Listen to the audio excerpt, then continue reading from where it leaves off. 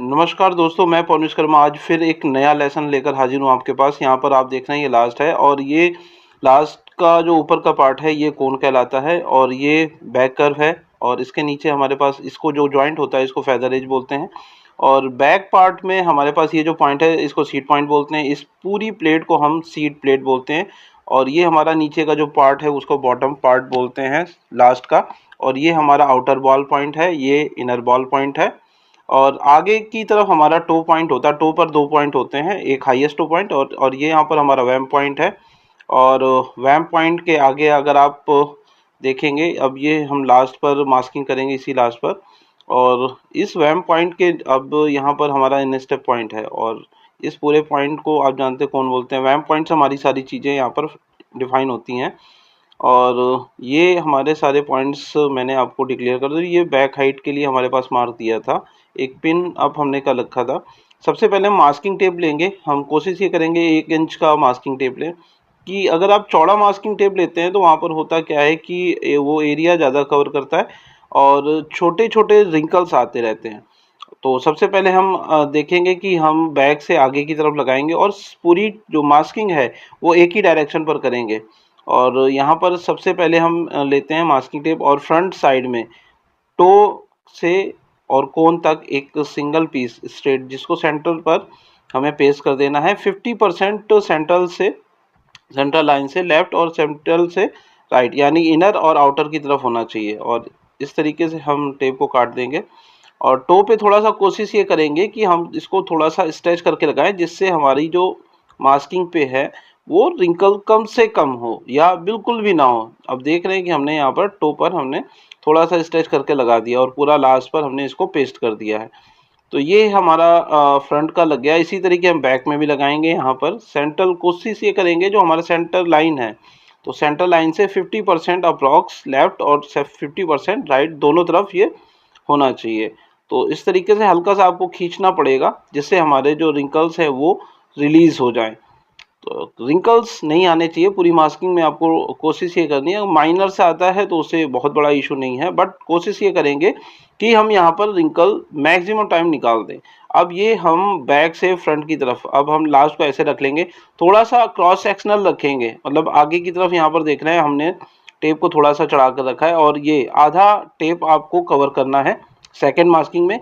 इसी तरीके आपको कॉन्टिन्यूअस आगे की तरफ जो नीचे की तरफ जाएंगे वहाँ पर कम से कम आधे टेप को कवर करते हुए हम फिर आगे बढ़ेंगे। इस तरीके से आप देख रहे हैं यहाँ पर हमें सेंटर पे इतना टेप कट कर देना है, ओवर भी नहीं करना है जिससे हमारी मास्किंग सेफ हो सके। और ये देख रहे हैं यहाँ से आगे से स्टार्ट किया, एक बार फ्रंट से और एक बार बैक से इस मास्किंग को कंप्लीट करते हुए जाएंगे। हल्का सा यहाँ पर जब आप सीट पॉइंट पर आएंगे थोड़ा सा स्ट्रेच करना पड़ेगा क्योंकि यहाँ पर रिंकल आने के चांसेस बढ़ते जाते हैं। तो इस तरीके से हम कॉन्टिन्यूसली हम जो लेंथ वाइज है लेंथ वाइज ही मास्किंग अप्लाई करेंगे। अदरवाइज काफ़ी बार होता है कुछ जो स्टूडेंट्स होते हैं या कुछ लोग होते हैं जो लेंथ वाइज करते हैं फिर उसके बाद गर्थ वाइज करते हैं तो उसमें स्ट्रेच होने के चांसेस बढ़ जाते हैं। तो कोशिश हम ये करेंगे कि मास्किंग जो भी हम कर रहे हैं एक ही डायरेक्शन में करें और उसको मल्टी डायरेक्शन में ना करें। मल्टी डायरेक्शन में होने से बस यही लॉस होता है कि अगर मास्किंग टेप स्ट्रेच कर गया तो फिर आपका एरिया बढ़ जाएगा और फिर पैटर्न निकालने में प्रॉब्लम हो सकती है। तो इस तरीके से आप देख रहे हैं कि हमने आउटर साइड की मास्किंग कंप्लीट कर दी। एक्सेस मास्किंग को हमने नीचे की तरफ फोल्ड कर दिया है। अब यहाँ पर इनर साइड में भी हम जैसे हमने आउटर साइड पे की थी वैसे ही हम इनर साइड पे भी मास्किंग कंप्लीट करना स्टार्ट कर देंगे। अब यहाँ पर भी आप देख रहे हैं कि आपने हाफ टेप को ओवरलैप कर रखा है। ओवरलैप कम से कम हाफ तो करेंगे, अदरवाइज फिर अगर आप ओवरलैप नहीं करेंगे तो स्ट्रेंथ नहीं मिलती और मास्किंग जब आप डी मास्क करते हो तो यहाँ पर फटने के चांसेस या निकलने के चांसेस बहुत ज़्यादा हो जाते हैं। तो इस तरीके से आप वैम पॉइंट तक आगे मास्किंग कर लोगे। सीट पॉइंट पर थोड़ा सा प्रॉब्लम होता है तो फिंगर से इस तरीके से स्ट्रेच करके आप उसको मास्किंग को निकाल दोगे। मास्किंग में जो रिंकल है उसको हम यहाँ से निकाल देंगे। अब यहाँ पर हमारा नीचे की तरफ जब जाना स्टार्ट हो जाता है तो आप देखेंगे बहुत ही कम रिंकल्स यहाँ पर आपको देखने को मिलेंगे और ईजिली मास्किंग हमारी यहाँ पर फॉर्म होती है। तो इस तरीके से आप देख रहे हैं साइड में बहुत ज़्यादा प्रॉब्लम नहीं होगी। अगर जो प्रॉब्लम आएगी वो सीट पॉइंट पर आएगी या आपके टो पॉइंट पर आएगी, जहाँ पर आपको खींचना पड़ेगा। हो सकता है कि कुछ समथिंग 1 mm के आसपास निकल आता है, बट 1 mm से बहुत ज़्यादा डिफरेंस पड़ता नहीं है। और कोशिश हम ये करेंगे कि बहुत ही स्मूथ मार्किंग हो, जैसे आप यहाँ पर देख रहे हैं। और ये हमारी मास्किंग कंप्लीट हो चुकी है। इसी के साथ अब हम सेंटर पे, आगे की तरफ सेंटर पे मास्किंग के लिए जाएंगे। आप ये थोड़ा सा नीचे कवर कर देंगे। काफ़ी लोग क्या होता है कि नीचे लास्ट मास्किंग टेप को कवर नहीं करते, जिसकी वजह से वो स्ट्रेंथ कम हो जाती है। तो हमने यहाँ पर अप्लाई कर दिया है। अब एक सेंटर टेप लेकर हम आगे यहाँ पर हम देखेंगे, आगे की तरफ अप्लाई कर देंगे। कोशिश ये करेंगे 50-50% बोथ साइड रहे, और इस तरीके से उसी टेप के ऊपर, जिससे हमारा जो लेंथ वाइज जो हमने कवर किया था वो पूरी तरीके से कवर हो जाए। और यहाँ बैक साइड में भी हम, जैसे आगे हमने मास्किंग टेप को अप्लाई किया था, वैसे ही हम यहाँ पर भी ऊपर से लेके नीचे की तरफ स्ट्रेच करेंगे और इस मास्किंग टेप को पेस्ट कर देंगे। तो अब ये हमारी जो मास्किंग है वो आप देख रहे हैं कि प्रोसेस हो चुकी है। अब इस मास्किंग टेप को अब हम क्या करेंगे, यहाँ पर कोन पर ऊपर जो एज है, जहाँ पर जॉइंट आ रहा है कोन का और लास्ट का, वहाँ पर इस तरीके से हम मार्क कर लेंगे। अब ये फेदर एज है, आप बॉटम पे हाथ रखेंगे और 45 डिग्री एंगल पर आप पेंसिल को स्ट्रेच करते हुए उस फेदर एज पे या उस जो जॉइंट लाइन पे है वहाँ पर हम इसको ऐसे मार्क कर लेंगे। मार्क करने के बाद में हमारा मार्किंग फेदर एज की हो जाती है। और हम एक छोटा सा टुकड़ा पेस्ट करके, अब हम बॉल पॉइंट निकालने, हमें तो हाईएस्ट पॉइंट चाहिए होते हैं साइड के। तो ऐसे 45 डिग्री एंगल पर लास्ट को, इनर और आउटर को हम यहाँ पर पेस्ट करेंगे, नीचे स्ट्रेच करेंगे और ये आपको पॉइंट मिल जाएगा। जो भी मार्किंग आती है वहाँ पर मिड में आपको मार्क कर लेना है। अब इसी तरीके आपको कोन में भी सेंटर पॉइंट लेना है। तो कोन में जब आप सेंटर पॉइंट लेते हो तो यहाँ पर आप देख रहे हो कि पूरे कोन की विड्थ नाप के अब उसके बीच में सेंटर पॉइंट का एक मार्क लगा लेते हो। अब फ्रंट सेंटर पॉइंट और बैक सेंटर पॉइंट को जैसे ही मैच करते हो तो आपको यहाँ पर सेंटर पॉइंट मिल जाते हैं कोन के। और इसी तरीके आपको सीट के भी पॉइंट निकालने होते हैं। आप मेजरमेंट करके यहाँ पर भी सेंटर पॉइंट निकाल लेंगे। और अब आप यहाँ देख रहे हैं कि जो एक्सेस मास्किंग टेप है उसको हम यहाँ से ऐसे एक्सेस कट करके निकाल देते हैं। और कोशिश ये करेंगे कि हमारी कटिंग प्रॉपर हो। और आगे का अगर सेंटर पॉइंट निकालना है तो आपको टो साइड में ऐसे 3 टेप लगाने होंगे स्ट्रेट। जैसे आप ऊपर मास्किंग कर रहे थे वैसे हमने नीचे यहाँ पर इस एरिया में मास्किंग कर ली है। और आपको बहुत ज़्यादा 2.5 इंच तक या टेप अप्लाई करना है, 2.5 इंच के बाद नहीं करना है। और यहाँ पर भी हमें फेदर एज की मार्किंग कर लेनी है, टेप ओवरलैप करके हम यहाँ पर इसको निकाल लेते हैं। अब इसको हम एक पेपर में पेस्ट करेंगे। पेपर में पेस्ट करने के बाद में अब थोड़ा सा आउटर कट करके निकाल लेंगे। अब यहाँ पर हम इसको कट कर लेंगे इनर लाइन से, लाइन के इनर साइड से इसको कट करके ऐसे एक कंपोनेंट निकाल लेंगे। अब इसको यहाँ पर मिड से फोल्ड करने के बाद यहाँ पर हम देख रहे हैं नोच हमने बना ली है। अब इसको यहाँ पर हमारा सेंटर पॉइंट मिल गया है। आगे की तरफ हम यहाँ पर सेंटर पॉइंट निकाल लेते हैं, लगा देते हैं। और ये यहाँ पर आप देख रहे हैं कि हमने यहाँ पर भी सेंटर पॉइंट लगा दिया है। अब इस तरीके से एक टेप का टुकड़ा हम मैट पे पेस्ट करेंगे और उसको बोथ साइड से, एडहेसिव साइड से एक दूसरे के ऊपर पेस्ट कर देंगे, जिससे हमारा ये टेप कंप्लीट हो जाएगा एक सेंटर लाइन ड्रॉ करने के लिए। अब हमने इसको ले लिया है। अब ऊपर सेंटर पॉइंट से, कोन सेंटर पॉइंट से और नीचे सेंटर पॉइंट को हम मैच करा देंगे, जिससे हमारी सेंटर लाइन वो क्रिएट की जा सके। तो आप देख रहे हैं हमने दोनों पॉइंट जैसे ही मैच कराए तो हमारी ये लाइन ड्रॉ कर ली है। अभी थोड़ा सा लाइट दिख रहा है कैमरे में आपको, इसको हम थोड़ा सा और डार्क कर लेते हैं। अब ये हमारा वैम पॉइंट है। वैम पॉइंट का सेंटर पॉइंट जो है वो हम कोन के पॉइंट से मैच करा देंगे, जिससे हमारी ये पूरी सेंटर लाइन फ्रंट की आ जाएगी। इसी के साथ अब हम highest ball point, inner outer को दोनों को इसी से मिलाएंगे और यहाँ पर ये मार्क कर लेंगे जो गर्थ है हमारी।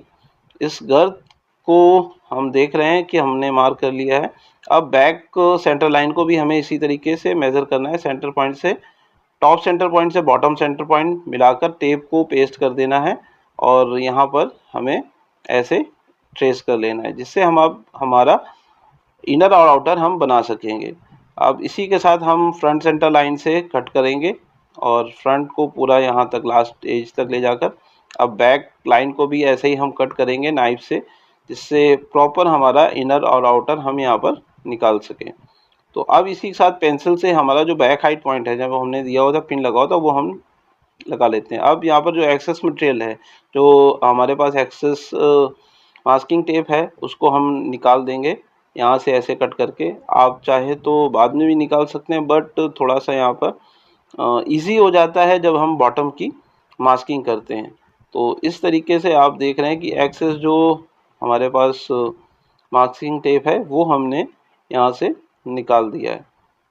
तो अब आप देख रहे हैं बॉटम प्रोफाइल हमारी पूरी क्लियर विजिबल है। जो एक्सेस मटेरियल था उसको पूरी तरीके से हमने रिड्यूस कर दिया है या हटा दिया है। तो ये बहुत ही थोड़ा सा क्रूशल प्रोसेस है, इसको संभाल कर करेंगे जिससे हमारी मास्किंग टेप अपर साइड की डैमेज ना हो। अब ये बॉटम साइड है, बॉटम साइड में हम मास्किंग लेंगे। पहले सेंटर पॉइंट पे एक टेप डालेंगे जैसे हमने फ्रंट में किया था। इस तरीके से सेंटर टू सेंटर लाइन एक मास्किंग लगा लेते हैं। फिर उसके बोथ साइड लेफ़्ट और राइट हमें यहाँ पर मास्किंग अप्लाई करनी है। मास्किंग अप्लाई करने के साथ में ये देख रहे हैं आधा आधा टेप अपने को कम से कम यहाँ पर कवर करना होता है। अगर आधा टेप नहीं कवर करेंगे तो हमारी मास्किंग में बिल्कुल भी स्ट्रेंथ नहीं आएगी, और स्ट्रेंथ नहीं आएगी तो हमारा हो सकता है पैटर्न भी स्टिच करे। काफ़ी लोगों से ये प्रॉब्लम सुनने को मुझे मिलती है। मैंने प्रैक्टिस जब कराई है तो वहाँ पर भी ये रहता है कि लोग ओवरलैप नहीं करते हैं, और ओवरलैप ना करने की वजह से उनके पैटर्न जो है वो एक्सेस हो जाते हैं। तो ये मोस्ट प्रोबेबली प्रॉब्लम रहता है। तो इसको आपको थोड़ा सा डिनाई करना पड़ेगा, और जो कॉमन प्रोसेस है अब यहाँ पर हम सारे जो पॉइंट है, बॉल पॉइंट, टो पॉइंट और जो सीट पॉइंट है, यहाँ पर हम मार्क कर लेते हैं जिससे हम बॉटम पूरा प्रॉपर तैयार कर सके। अब इस तरीके जैसे हमने फेदर एज अपर में ड्रॉ किया था, बॉटम में भी इसी तरीके से हम लाइन ड्रॉ कर लेते हैं, जिससे हमारा सोल, इनसोल और सॉक्स वगैरह इस पैटर्न से ही हम निकाल सकते हैं। अब आपने इसको मार्क कर लिया। फ्रंट की साइड से ऐसे हम थंब नीचे लगाएंगे और फिंगर ऊपर लगाएंगे और इस तरीके से इस पैटर्न को यहाँ से निकाल लेंगे, मैट पे लगा लेंगे। अब इसी तरीके हमें करना क्या है कि इस फ्रंट का जो पार्ट है, अपर पार्ट, इसको भी ऐसे ही हम निकालेंगे। ऊपर कोन का जो एक्सेस एरिया है वो आप काट के निकाल सकते हो, जो हमने मार्क किया था। और इसको काटने के बाद हम फ्रंट पे जाएंगे। ये देखिए हमने जो एक्सेस मटेरियल था या जो एक्सेस टेप थी वो हमने काट के हटा दी है।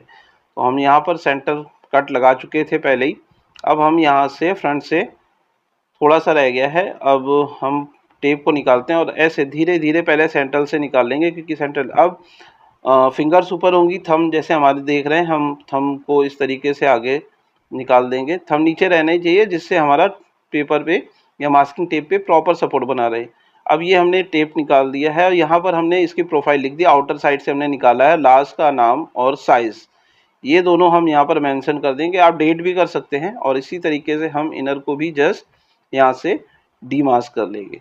अब लास्ट का हमारा प्रॉपर जो वर्क है वो ख़त्म हो चुका है और हमने इनर और आउटर दोनों की मास्किंग यहाँ से निकाल दी है।